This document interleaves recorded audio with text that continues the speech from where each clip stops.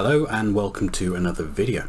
We're going to be doing an unboxing today of a new vinyl release that I just got through the post. It is right here. So we're going to open it up and take a look. I got this from eel.com, which is a site that specializes in secondhand vinyl,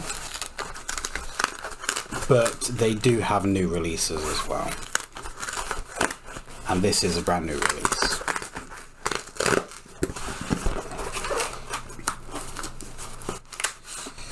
So this is The Time. This is a band that Prince produced back in the 80s, and this is an expanded version of that album. This is their debut album from 1981. It's just called The Time, and it's on limited edition red and white vinyl. It's been remastered and it has a bunch of single edits on there as well. So we're going to open it up and take a look. Now this originally came out, well, I should say it was originally announced, and the lead singer of the band, Maurice Day, he didn't actually know anything about it, so he was a bit pissed off. So he eventually contacted Warner Brothers and they allowed him a little bit more involvement. He actually oversaw the remaster of this, which is good. I mean, if you're going to be putting something like this out, you know, involve the original artist if you can, even if most of the stuff on this album is Prince. I mean, this is essentially a Prince album with Maurice Day vocals. I mean, these guys, they're not actually playing any of the instruments on the album, and that was the same for like the next couple Time albums as well. They had minimal, if any, involvement in the actual music recording. Interesting note about this band, actually, the famous producers Jimmy Jam, Terry Lewis, they started out in this band. You can see them on the cover, and they ended up getting quite big and produced quite a lot of really good stuff. Like, I think some of their most prominent work was on Janet Jackson's early stuff. But we're going to open this up. You can see that. I'll just show you the sticker on the front. Time's classic first album includes the original record plus all 3 album singles, A-sides and B-sides. Limited edition red and white vinyl. So I don't actually have this album on vinyl. It's the only Time album that I don't own on vinyl. I've got the original CD, and honestly it doesn't sound great. It's muddy and it's just generally fairly muted and quiet, and it doesn't sound fantastic, honestly.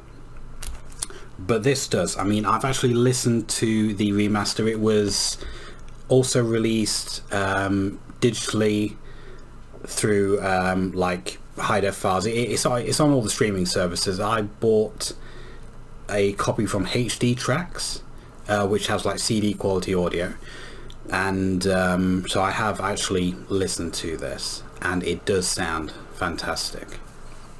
Unfortunately, there is no CD release for this remastered edition, otherwise I would have picked that up, but like I said, I bought the digital version. I just prefer to get physical as opposed to kind of like the digital stuff, but that wasn't an option in this case, so that didn't happen. So let's open it up and see what we have got.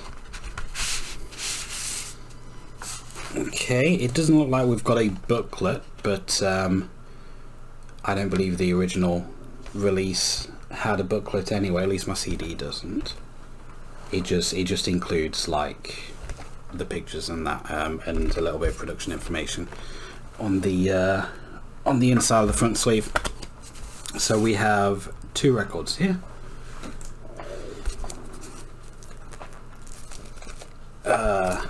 Warner Brothers logo. I actually really like that that Warner Brothers logo a lot more than the older one. This one simultaneously looks more retro and more appealing.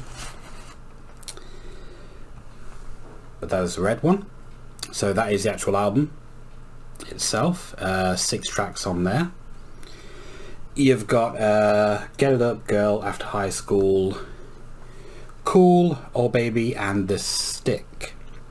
If you actually have a look on YouTube, you will see that a video for Cool using the remastered audio was put up on YouTube like quite recently, and it looks and sounds fantastic. So I'll show you the other one. So this will be the white one.